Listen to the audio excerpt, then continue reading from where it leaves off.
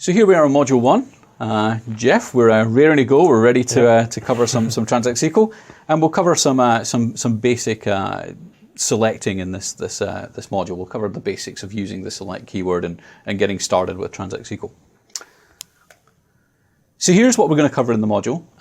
There's an introduction to Transact SQL itself. We'll talk a little bit about relational databases. This isn't a database design course. Jeff, I know you're dying to dive in there and talk about normalization and all that stuff.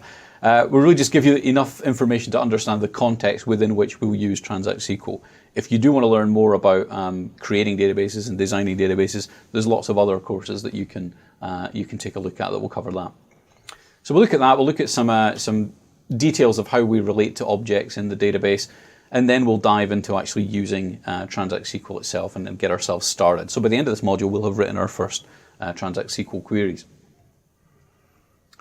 So let's start with a little bit about what actually Transact SQL is. And the SQL part of it, or the SQL, stands for Structured Query Language. And it was developed by IBM in the 1970s as a way of interrogating databases, which is where we're storing information that applications use typically. So it has been since adopted as a standard. The American National Standards Institute and the International Standards Organization have adopted it.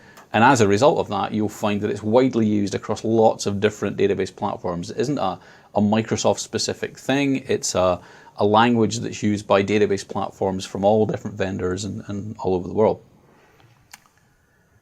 So, having said that, each vendor tends to add its own little idiosyncrasies to the language or little extensions to the language, and Microsoft's no different. Microsoft's implementation is referred to as Transact SQL, or sometimes T-SQL. And it's largely similar to SQL on any other platform that you might have used. If you've used Oracle with PL SQL as the language there, or you've used other SQL-based databases, you'll find a lot of the syntax very similar and pretty much standard, but there are a few Microsoft-specific twists on it in Transact SQL. And it's the query language that's used for Microsoft's database products. And those database products include SQL Server, which is the enterprise-scale database server that you can install on your own hardware, or now you can run it in a virtual machine in Azure. And there's also Azure SQL Database, which is our platform as a service. So that's another place we can use it. Do you get all the T-SQL in the Azure SQL Database? Is it exactly the same as SQL Server? That's a good point. Azure SQL Database supports a pretty large subset of the full syntax that's supported in SQL Server. There are a number of things that are specific to SQL Server because they relate to local files or to the other area is the common language runtime data types that are things we can do in SQL Server that involve writing code in .NET rather than Transact SQL and then wrapping them up, which we don't necessarily want to do in Azure SQL Database. So there are some things that are SQL Server only. There's an increasing body of things that are supported in Azure SQL Database.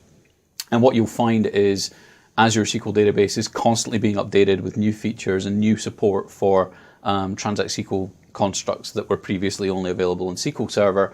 So as you use it, check with the latest version, have a look at the documentation and see what's available to use. The other point that's worth making about the SQL language generally is it's a declarative language, not a procedural language. What do I mean by that? Well, if you're a programmer, you've probably written some iterative programming. So maybe, Jeff, in C# or something, you might write a procedure where you do one thing, then do the next thing, and maybe you loop around and do a number of things a certain number of times, but you're specifying the steps, you're specifying the procedure. SQL is slightly different from that. In SQL, we generally work with what we call sets of data. If you're familiar with set theory, which is a branch of mathematics, you're used to the idea of collections of objects, and you typically draw Venn diagrams to categorize different sets together.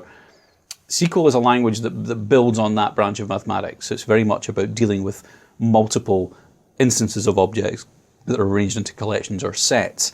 And what you typically do, the best piece of advice I can give you when you're working with SQL is describe what it is you want. When you're writing a query that brings data from the tables, you're going to use the language to express what the result that you want to get. Don't express how you want to get that result or what the steps are. So you're not doing a row at a time? No, typically you're not. There's the odd occasion when you might do something iterative, and later in the course we'll talk about how we can write programs effectively using SQL in a procedural style.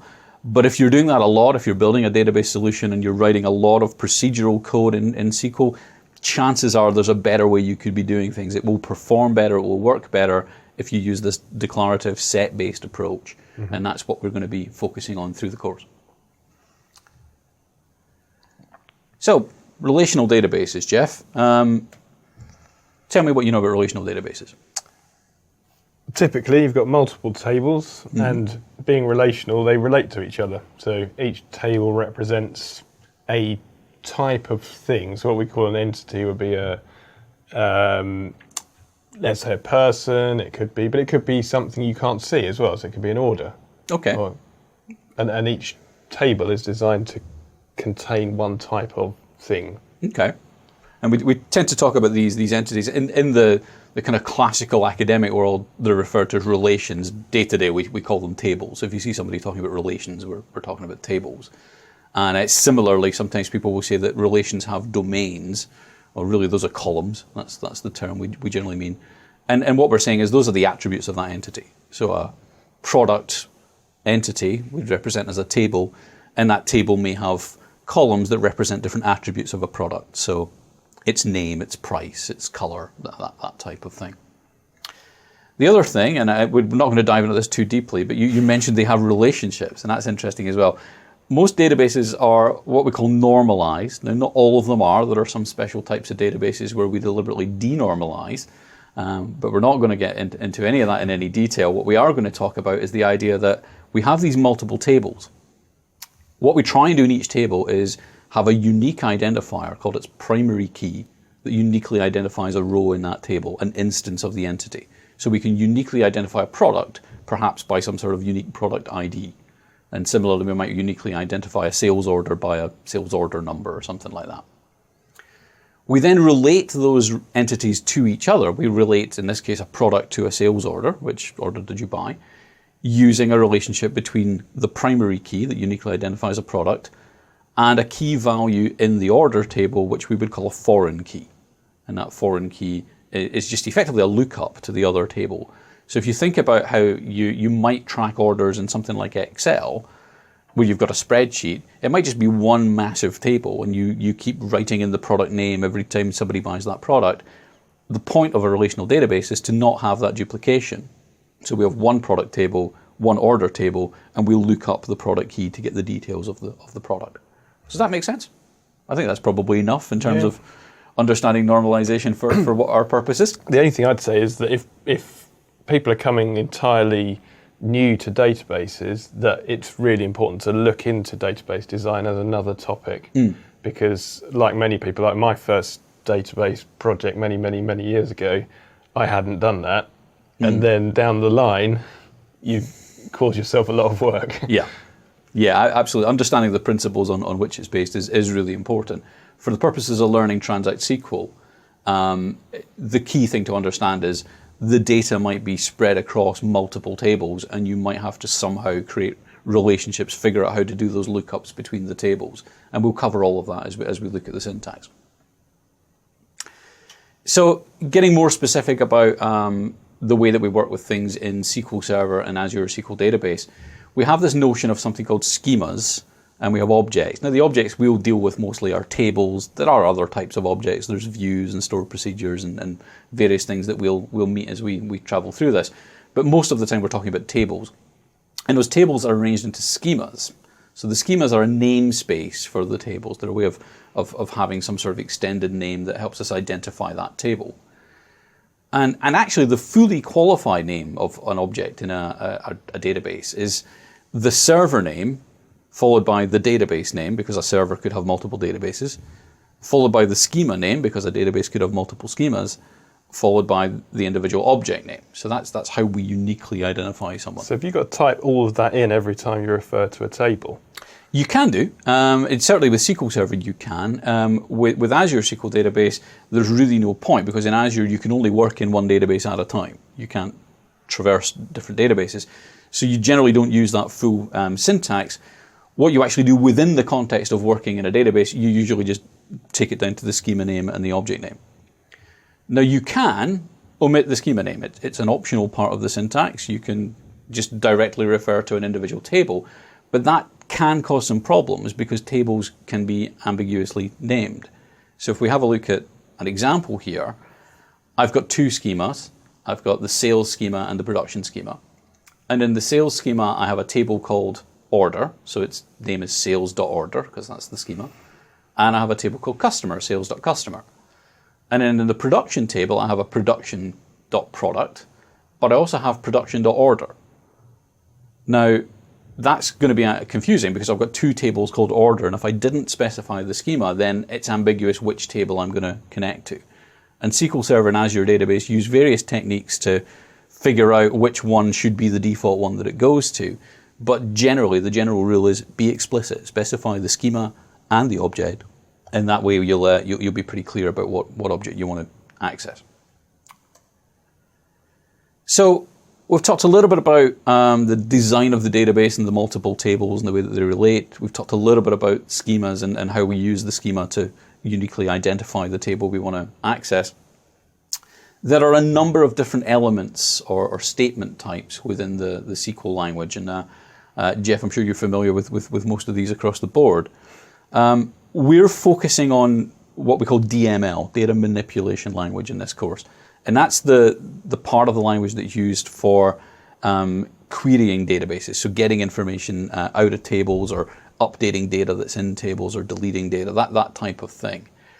There are some of these other ones. There's DDL, data definition language, which you would use if you were creating a database or creating tables. You would use create and alter and drop to do these types of operations. And then there's another kind of branch of the language that you can think of as DCL, data control language, where you're setting permissions. You're securing the objects by assigning which users can access which objects. We don't cover those. We don't really cover DDL or DCL in this course. There are other courses. If you want to be a database developer, then you really want to learn the DDL type of stuff. There are database development courses available. And if you want to learn how to secure objects, if you want to be a database administrator, then we have administration courses and books, and there's all sorts of information on that. We're going to focus on DML. And do you have to tell it which one you're going to be using? No, the language is pretty rich, and the same query engine is used for all of these different types of statement. Even although technically create isn't a query, I'm not querying anything to get data, it's the query engine that runs it, and it understands what a select statement is versus what a create statement is. So you use the same interface and you can mix and match these different types of language.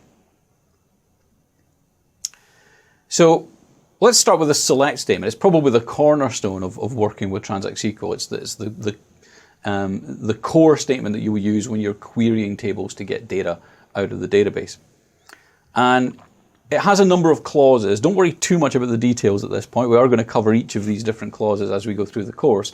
But I wanted to kind of put an example there that kind of shows almost the full kind of syntax of the select statement. And you can see that it starts with a select. So select is what we use to specify what columns do we want back? What do we want to see in the results?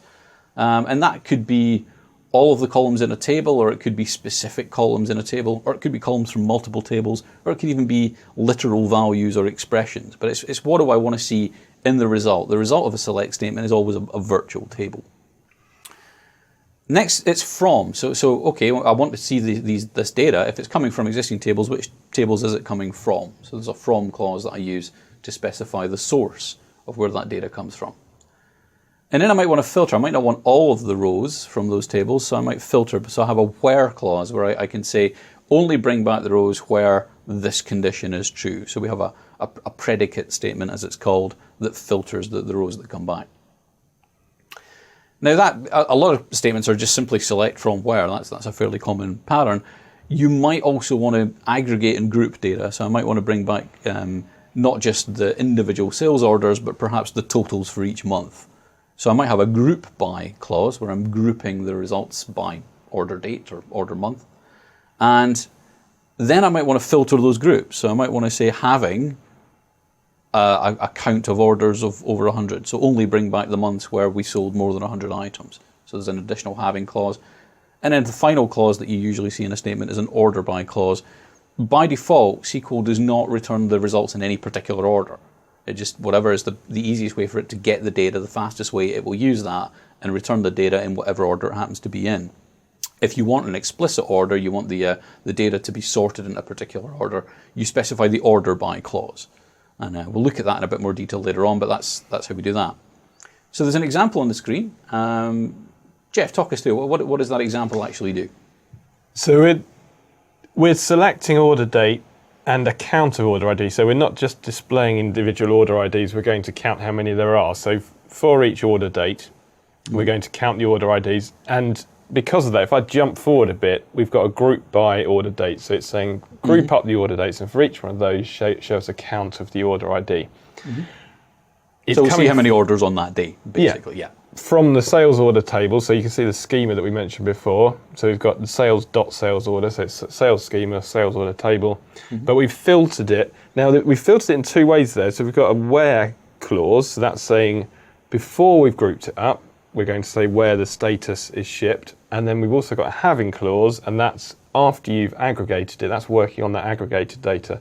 So where, having already counted up the order IDs, I'm only interested in someone who's got an order, so I want order ID greater than 1, so I know there's more than one order on that date, so it will clear out all the empty dates, all the Saturdays and Sundays, whatever. And then all also the dates where there is only one, in fact. It's greater than one, sorry, yeah, if there's only one, it wouldn't display that. Yeah. Finally, we want to have it in order date order, because it can be actually, sometimes you can not put order by in and it comes out correctly because that's the order of the rows in the table, but actually it might work now. That's a happy coincidence. You might deliver this to someone and then suddenly it stops working down the line. So always put in an order by, even if it appears to order by, and it's order by descending, so if you don't want asset for whatever reason, we want our dates backwards. Yeah, we want the most recent one at the top, yep. Basically. Yeah, okay. So that seems pretty straightforward then. I mean, I specify, and presumably the database engine then just executes each of those clauses in turn. Is that right? Well, not strictly in turn. No, that's the slightly confusing thing about SQL in terms of it being a language. In terms of it is actually very English based. You can read SQL. It kind of makes sense in a sort of odd way you can once you get into that way of thinking, yeah. But it doesn't work from top to bottom like other languages. So we're actually going to start with the table. So the from is the first thing it's going to do. It's saying what tables do I need to get, and it's going out to the tables as the very first thing. And then we're going to go through and filter those tables. So we're going to say, okay, which rows do we want from that table? So before we've even looked at what rows, or what rather columns, we're selecting, we've actually gone out and said, okay, what are the rows we're interested in going to get for that data? Then we're going to go through and aggregate, not aggregate as such, but group up those rows by, in that case, order date. So we're going to segment them down to those order date buckets, essentially. Okay. And we want to filter that, so we can say, okay, then we want to work out only the ones that have got more than one order on that day. And then we can now get to the select. So now finally we're actually looking at what we wanted it to display. It is relevant actually, actually as we've only got one left, then we sort it.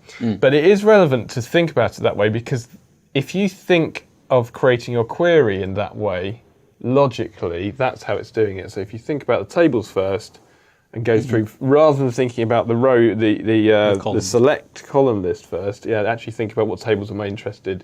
So once we start doing joins and things like that, it becomes more of a setup to be done on that table portion. Right. Before we then move on to select later on. So the principle is the query engine will first of all figure out the rows that it needs and then group them into whatever rows it needs. So it's grabbing them from the various source tables, grouping them, filtering those rows based on the where clause, and then if they're grouped on the having clause. And only at that point does it then start to worry about which individual columns it's going to actually bring back. So as you say, later on when we look at some examples, that becomes quite significant, the fact that it does it in that order. So it's worth being aware of that right from the very beginning. So a couple of basic examples on the slide. Let's just look at some examples. Here's probably the first query everybody writes. This is the Transact SQL equivalent of the Hello World application. This is the first thing you do: select * from, and then the name of a table. So could we do select Hello World? We could actually do select, we could do even literally simpler. select hello world. It has no table. It just literally brings back the string. But if you're querying a table, which, let's face it, is generally the point, we'd have select stars as being an interesting starting point. And what that will do is bring back every column from that table. So, Jeff, would you expect an application to use a lot of those types of queries? Well, no, it is one you run a lot because sometimes you just want to see what's in the table and it's quick. Mm-hmm. But the problem you've got is that someone might change the design of the table. And that could change. So if I'm presenting this as a finished record set to a developer of a web application, say, then what they get out of my query might change. Right. So I would be much happier to present them, even if it listed every single column, actually explicitly listing every single column would mean I know what they're getting, what order they're getting them in. So it's about being explicit, and that makes it easier to keep track of any, if someone does change the design of the table, I at least can look at the query and know, well, those were the columns that I wanted. Yes. I guess the other point here as well is that applications are usually built across networks. So the client application might not be on the same server as the database. And if we're hosting it in Azure, it probably won't be. And if I do select star, but actually I only need the product name and the price, then I might be passing an awful lot of data unnecessarily across those network connections. And for one query, that might not matter, but if I'm doing this a couple 100,000 times, then that's going to add up. There's a lot of data that's unnecessarily being transferred. So I guess for that reason, I'd also probably avoid select star. So the alternative then is to specify the specific columns you want. So I might say select the exact example I used a minute ago, the name and the list price from the production.product table, bring that back, and that way I've just got the name column and the list price column. There's a couple of other things I might do as well here. There's a few little sort of additional things you might do in the select clause. You'll see I've got select name as product. And what I'm doing is saying bring back the name column, that's what it's called in the table. But in the result set that I'm going to create from this select statement and the virtual table that gets generated, I want to call that column product. So you're changing the name, if you like, of that product. And that's, in that example, we're just simply changing it because it's maybe confusing to have a column called name because we might have a customer column with a customer name or something like that. But the other reason that you might do this is because you don't have to just select the value that's in a column. If you look at the second thing we're selecting from there, we've got list price multiplied by 0.9 as sale price. So we're applying a 10% discount. We've got an expression in there that's doing a calculation. And by default, if I didn't have that as sale price, what we call an alias, what I'd get is a column that doesn't have a name because it just gives me the result of the calculation. So you might use these aliases, and we'll see some examples of these in the demo, but it's worth being aware that sometimes you can use this as clause. The as itself is optional. You can miss out the word as. There's a lot of things in Transact SQL where individual words are optional. For various reasons, I'm going to recommend that you keep using as, and we'll see why when we have a look at the demo. But just to be aware that you might have an alias that names the column in this virtual result set, the virtual table that gets produced. And again, it's just worth being cognizant all of the time that whenever you have a select statement, the result of that is a virtual table. It's not a table that's stored in the database, but it's a row set, it's a record set of data. So that as that you've used there, that alias, that's on the select line. So that's being created right towards the end of our SQL statement. Yeah, and that's an important point. If you remember, the very last thing that gets done is the order by. So order by knows about aliases because those are declared in the select statement. So I could order by sale price, for example, but I couldn't group by sale price because the group by operation is done before we've got to the point where we've selected the columns. Even at that point, I only have the rows. Yeah. So it becomes quite important to understand the order in which statements are done if you're using aliases, because sometimes those aliases will be visible to other clauses, sometimes they won't. And typically, column aliases, which are expressed in the select statement, are only then visible to the order by clause. Any other clauses don't know about the aliases because we haven't got to that bit yet. And if you're like me, then 20 years down the line, you'll still be doing this and you'll still be making that mistake. Yes, it's a really common mistake. You just quickly realise what you've done. You quickly remember what you did, yeah. All right, let's have a look at some basic select queries and understand how this works. I'm in SQL Server Management Studio, and I've connected to my Azure SQL database. And what I'm going to do is I'm going to create a new query by clicking the new query button. And I get this window appearing here into which I can start typing my Transact SQL. Now, before I type any Transact SQL code, I just want to notice which database I'm in. We talk about a database context as being the database that you're currently working in or that you're currently connected to. And you can see that by default it's connected me to a database called master, which is a system database that's used internally by the system. I actually want to be working in the AdventureWorks database, or the AdventureWorks LT database. So I'll go ahead and select that. And I'll guarantee you when you're working on the labs, at some point you'll find yourself in the wrong database and you'll get an error that says an object couldn't be found or something like that. Just double check that you're working in the right database as a little tip. So now that I'm there, I'm going to go ahead and start executing some Transact SQL. So I'll use my select statement and I'll just go with every programmer's friend, the first program everybody ever writes. Here's the Transact SQL version of Hello World, or Hello Graham in this case. So if I select that, back it comes, it's one column and it's got the literal string that I typed in there. So it's not particularly very useful, but it does at least show me that my select statement is working. It's bringing back that literal value. What I probably want to do though is to get some data from some tables in the database. So I'm going to select star from sales LT dot product. Now let's just take a look at that for a second. Sales LT is the schema. You might remember we talked about tables belonging to a schema, and product is the name of the table. And the select star means bring back all of the columns. So I'm not specific about which columns I want. I want to see all of the columns in this table. And I'll go ahead and I'll execute that code. And sure enough, it brings back a huge big result set with data for all of the columns that are in that table. So I've got 295 rows there, I can see down here in the corner. And I've got all of these columns across here, including columns that I probably don't really need. I won't really need that row good column or the thumbnail photo file name or any of these kind of things as I'm working with it. So that brings us to our first kind of best practice when you're working with Transact SQL, and that is only bring back what you need. Try and avoid using select star and explicitly saying which of the columns you're interested in. So in this case, I'm interested in the product ID, the name, the list price, and the standard cost. Now I could leave all that on one line like that. It doesn't really make any difference if you put a new line. I could put a whole bunch of new lines in there or space it out any way I like. The indicator that the end of the statement has been reached is this semicolon at the end.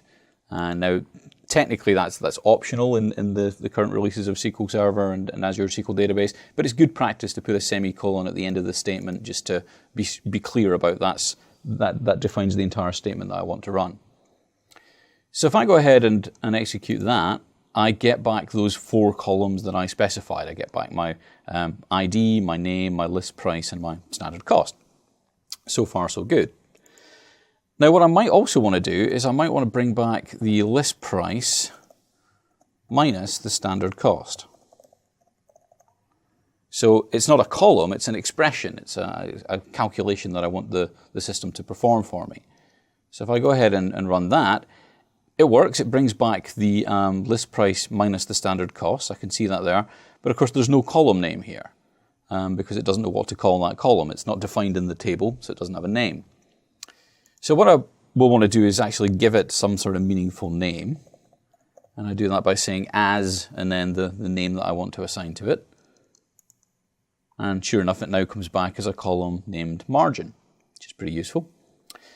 Now, there is an alternative syntax that I can use. You don't actually have to use as. If I omit the as, it will still work. If I go ahead and run that, it still comes back being called margin. So you don't need the as. And if you're particularly lazy, you might think, well, that's fine. That'll save me typing 2 characters. I won't bother having that. The problem is, it's very easy to type a query. Perhaps, in this case, I want the color to come back, but I've forgotten to type in a comma to separate that out. And if I do that, what I actually get in this case is the list price minus the standard cost in a column called color, which doesn't make any sense whatsoever, and it's because I forgot to put in that missing comma, because that's actually what I wanted. So My second tip is make sure you always use the as keyword when you're assigning an alias to a column, so that we know that we're getting the proper name. And you can assign aliases to any column. It doesn't have to be ones that have got expressions. I could, if I just wanted to call standard cost, I could do that as well.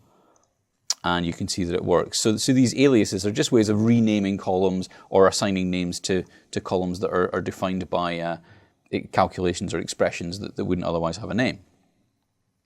Okay, so we're getting some data out of here. We're seeing some of the syntax and tricks that we can use with it. Let's explore a little bit more of this idea of using expressions. And we've seen we did list price minus standard cost.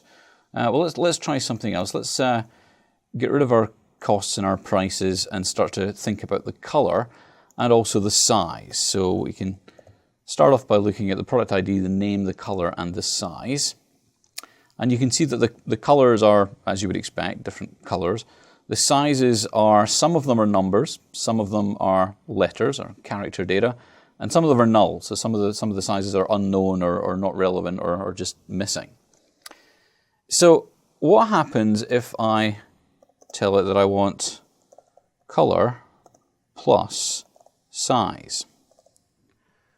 So let's go ahead and run that. And I get no column name, as you would expect, but I do actually get something happening here. I get black 58. So the color was black, the size is 58, and this has been evaluated to be black 58. So it's not trying to add things together, as you might expect with a plus sign. Because these are both character columns, these are both strings, what it's doing is concatenating them. So I could give that a name, call it as style, and that's perhaps some way of defining my style as being some combination of the color and size. But you'll notice that where the size is null, what I don't get, I might expect to get, red without any size here, but I actually get null. And that's because of the way that nulls behave. Null means unknown. Null means I don't know what the value is here. So red plus something that I don't know equals something that I don't know. It's an unknown answer. So what we get is a null. It doesn't treat a null as being a blank string or an empty column. It treats it as being an unknown value.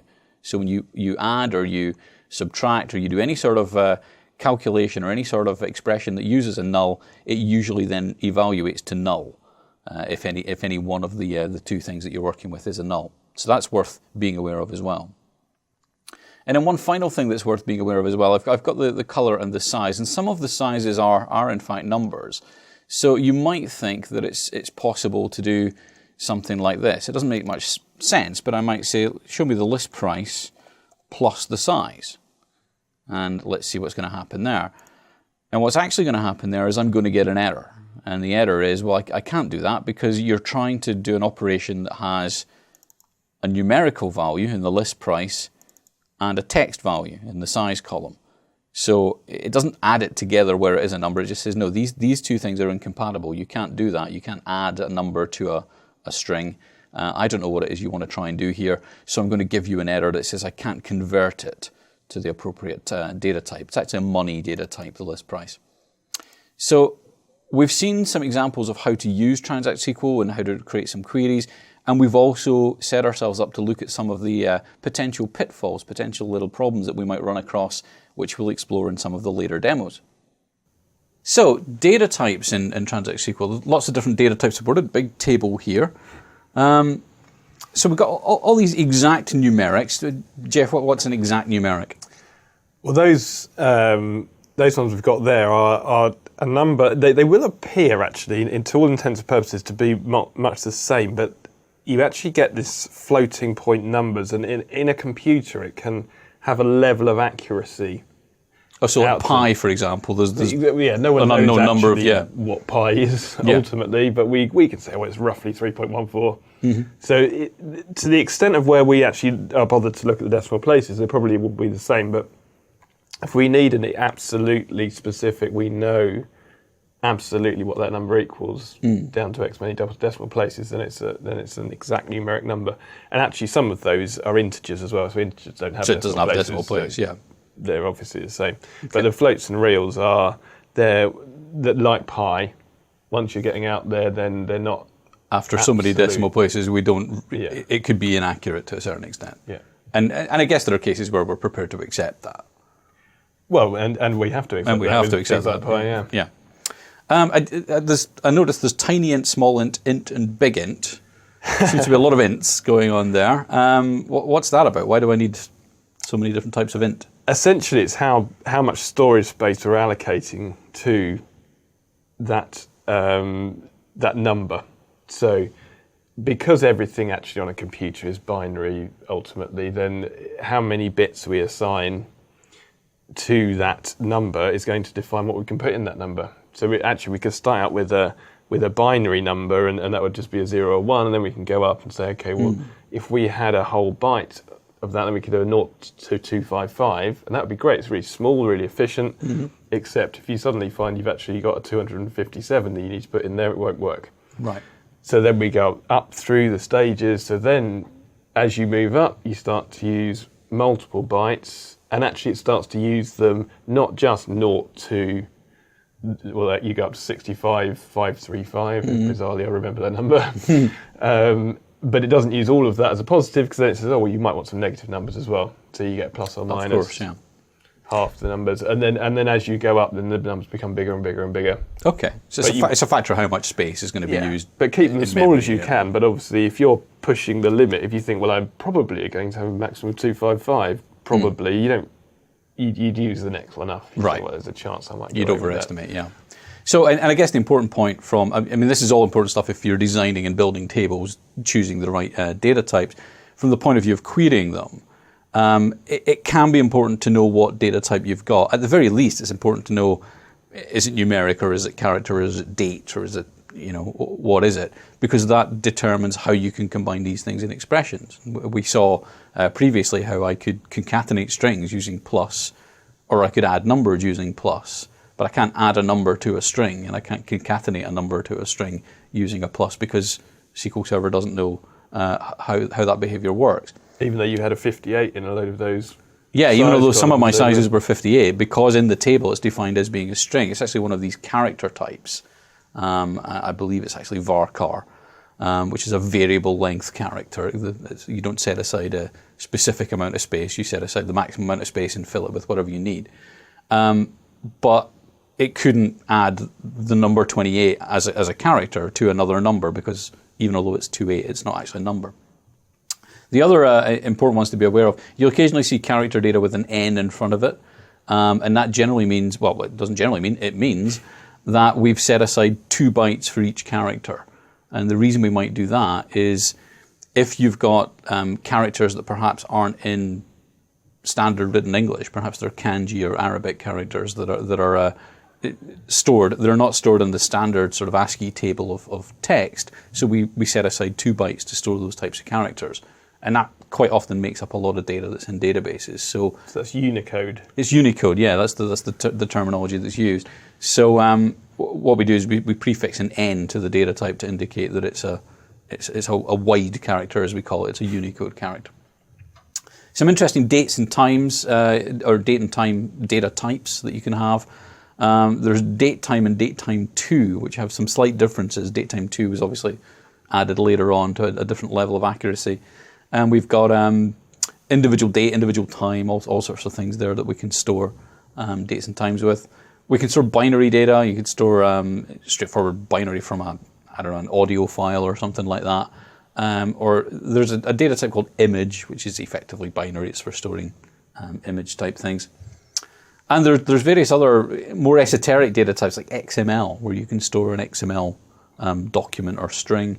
Or geography and geometry, where we can store location-based data and shapes that are defined by points on a plane or on the globe. So all sorts of different data types.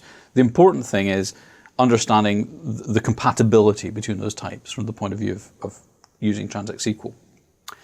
And that really takes us on to talk about data type conversion. How do I convert between these 2 different data types? So the obvious one is implicit conversion, and we saw earlier on. I'm able to concatenate 2 strings. One might be a varchar, one might be a char, or one might be a varchar, one might be an nvarchar, but I can still concatenate them because those are compatible. They're both fundamentally strings. And the same with numbers. I could have an integer and a real number that has a decimal place. And if I try and add them together, SQL Server knows that they're numbers. It knows how to add numbers, so it's able to do that. So there's implicit conversion between those very specific subtypes, if you like. But then you've got issues where perhaps you need to convert a number to a string in order to add it together. And at that point, it's not going to work implicitly. So we have to use explicit conversion. And there's a number of ways we can do this. There's a number of functions in SQL Server that you can use to convert data from one type to another, as long as it's, the value that's in there is actually compatible. So there's cast and convert, which, as we'll see when we have a look at the demo, are pretty much the same thing, to be honest. They have the same functionality. They effectively let us change one data type explicitly to another data type. Convert, I tend to favor using convert, especially when I'm working with dates, because it has a number of options for formatting dates that I'm converting between strings.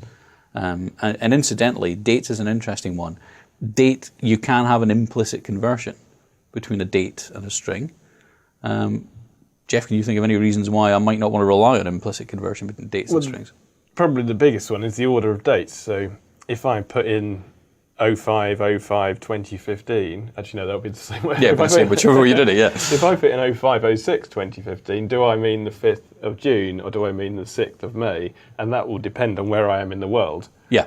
So and actually it would work because it's going to work in either system, but is it correct? Yeah, I might store the wrong date.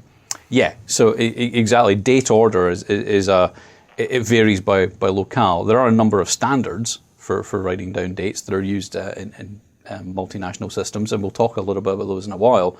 But if I just have somebody enter a date as a string and then rely on that implicitly being converted to a date, I might get the month and day order wrong, or there are various other things in there as well that might trip me up, like the time factor might be different as well. So you usually don't rely on implicit conversion of dates. You can do to a certain extent, but you usually don't. You usually use explicit conversion. And the convert function itself has a number of options for saying I want to convert, especially if you're going from date to string, I want to convert this date to a string in this specific format. So perhaps the ISO format or the ANSI format for dates. There's also parse, which is used to parse something that you believe to be a number in order to convert it into a number. And there's stir, which is kind of the opposite. It's to take a number and make it into a string, effectively. You'll notice that with cast, convert, and parse, there are try variants of those things. And what we're saying there is, if I try to cast the string ONE, the word one, and try and cast that as a number, of course it's going to fail because written out ONE isn't actually a number. And if I just use cast, I'm going to get an error at that point. If I use try cast, it will try to convert it, and if it fails, it will return null. So it doesn't cause the statement to fail, it just doesn't actually convert it, it just returns, I don't know what that is, that's a null. So all those sizes you had that were 58s, those could be converted over, and even though there's some larges and smalls in there, they'll just I could try to cast them, it'll convert the ones it can and ignore the ones it can't effectively. Okay, let's look at a demo of working with data types then. For example, I have a very short address because I live in a village that doesn't have street names, so I technically don't have a street name as a number and a village, and so there's lots of empty fields in that address. So what you're saying is that you know what they are, they're nothing. Right. So there's a difference between them being empty and them being null. Right. And that's where the confusion lies, I think, because I think a lot of databases have those all in as null because no one typed anything in. Yeah. And it's just saying, well, okay, you didn't type anything in, so it's unknown. It's not actually unknown, it's known. Yeah, it's known to be it's nothing. Nothing, yes. So we can actually put in 2 speech marks and enter, even in the text. I mean, obviously you can enter a 0, my bonus this year.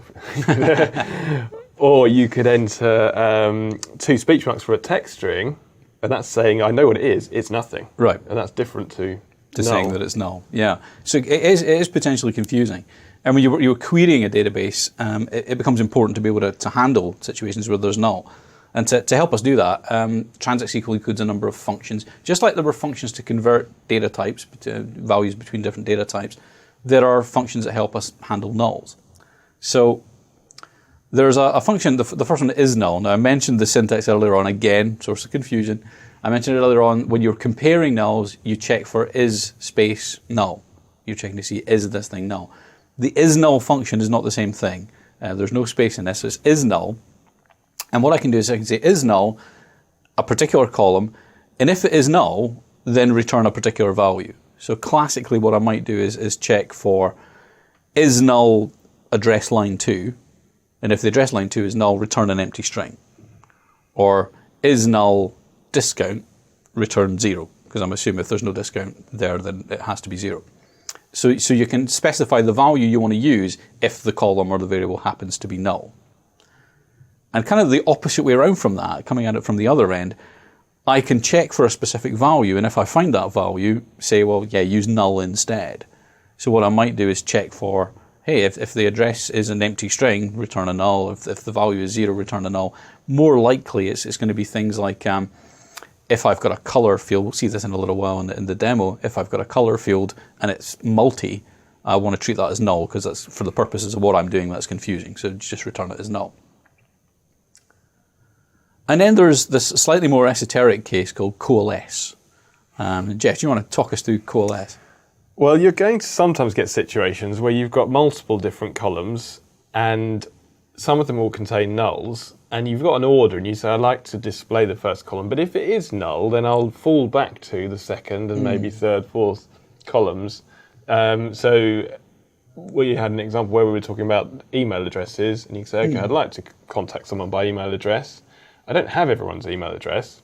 Now, that's a classic correct use of null, because almost certainly nowadays everyone does have an email address, Yeah, so it's you just unknown. don't know what it is, yeah. It's not that it doesn't exist, like my middle name, you don't know what it is. And I'm not telling you. I will find out. So if we don't have their email address, which is null because we don't know it, we would like to display their telephone number. Now, maybe I don't have their home telephone number either, in which case I'd like to display their cell phone number. And you could carry on and on and on and on, but ultimately saying, okay, let's find the best case scenario value and display that. If ultimately they're all null, we'll still display a null. We still don't know a telephone number, yeah. Hopefully we have some means of communicating. So the case might be a classic address book where you've got, I'm sure we've all seen this on your, actually you may not have seen an address book, but on your phone, I'm sure there's an address book there, where you have multiple fields for phone numbers. Did that used to actually be a book? Yeah, it used to be a paper book, yeah. And you had to score things out and replace them, yeah. But in a cell phone system, you might have multiple telephone number fields for home number, work number, mobile number, emergency number, whatever it might be.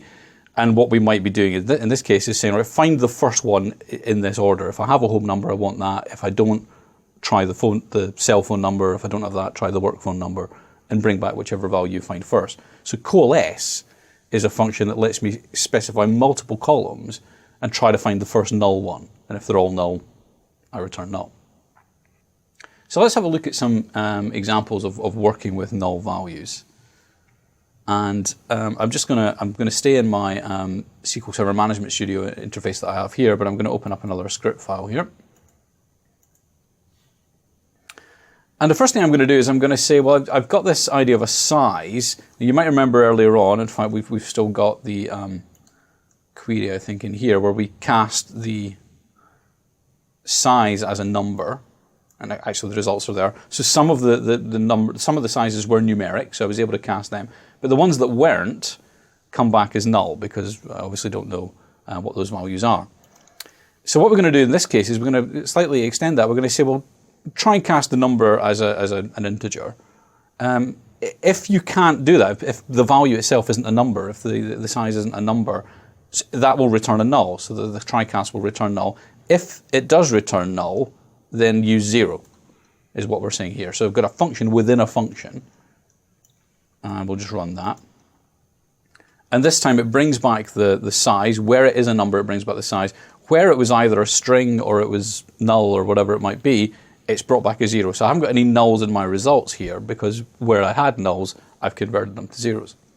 And similarly, I could do the same with strings. In this case, I'm checking for color. And I'm using this because I want to concatenate the color and the size together. And in a previous demo, we concatenated color and size, and if either one of them was null, remember that any expression that uses one null value, the result was always null, even although we knew what the size was in some cases, or we knew what the color was. What we're doing here is checking to see if it's null, and if it is, make it an empty string, which can be concatenated. So if we then try that, what we'll find is even in cases where I've got one but not the other, I still get the value. We can worry about the trailing commas a bit later. It's just a detail at the moment. I wouldn't have picked that up. Oh well, there you go. There you go. There you go with that one. But it's it's able to check to see if the color is null, then convert it to an empty string. So I've worked with both numbers and with strings using that, and in fact any data type. So the other thing I can do is the other way around. I can use this null-if function, and in this case I've got multicolor sometimes as the color that's specified. If I actually look down, you can see one there, and there's a multicolor product. But perhaps I want to display a color chart. I don't really want to have a square for multicolor, so I'll ignore that and just treat that as null. So I'm saying make it null if the color is multi. And sure enough, it then comes back with null for that value. The other ones, it has the color. If it was multi, it comes back with null.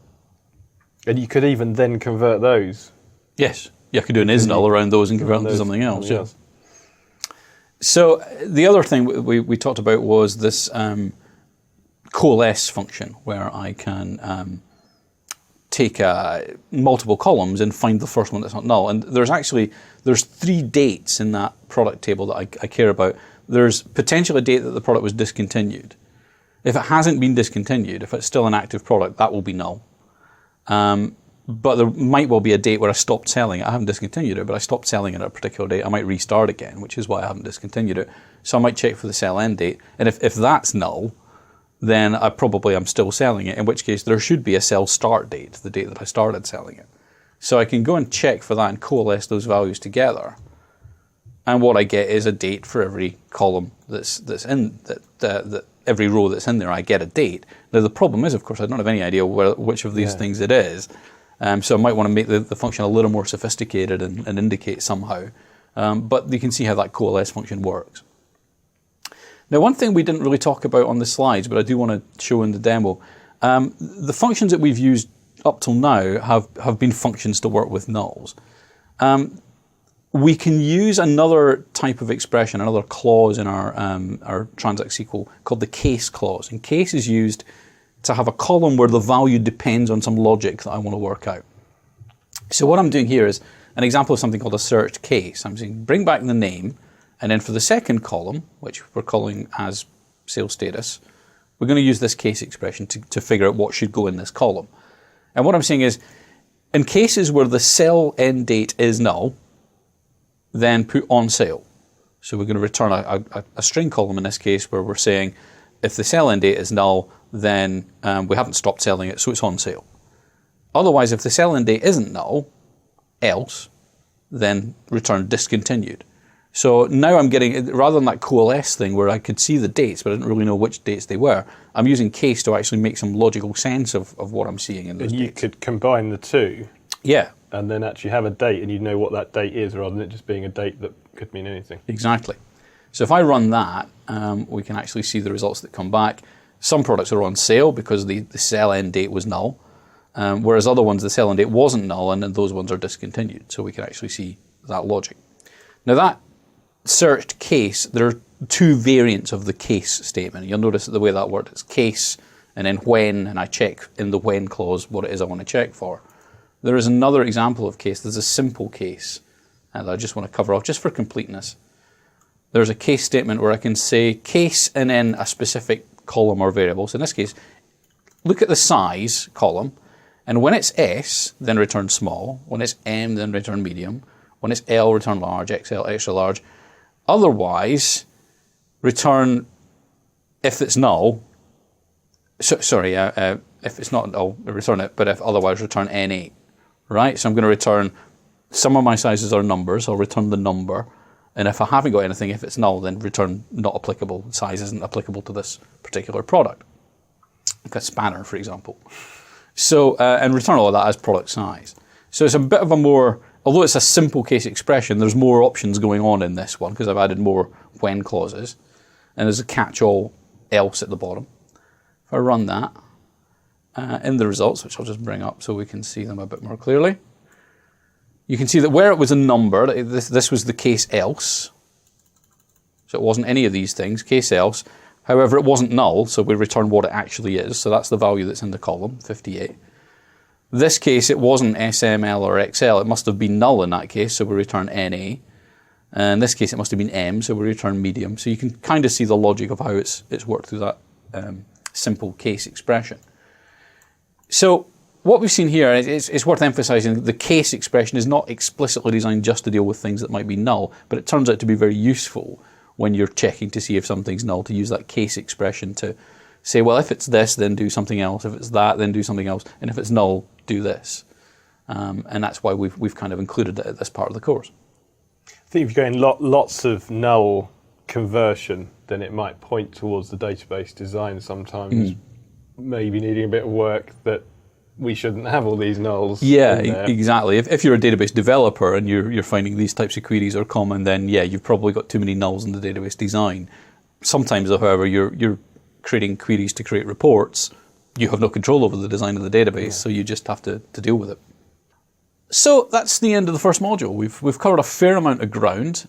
We started off with our basic select statement, having introduced what Transact SQL is and a little bit of the context. We started with our basic select statement.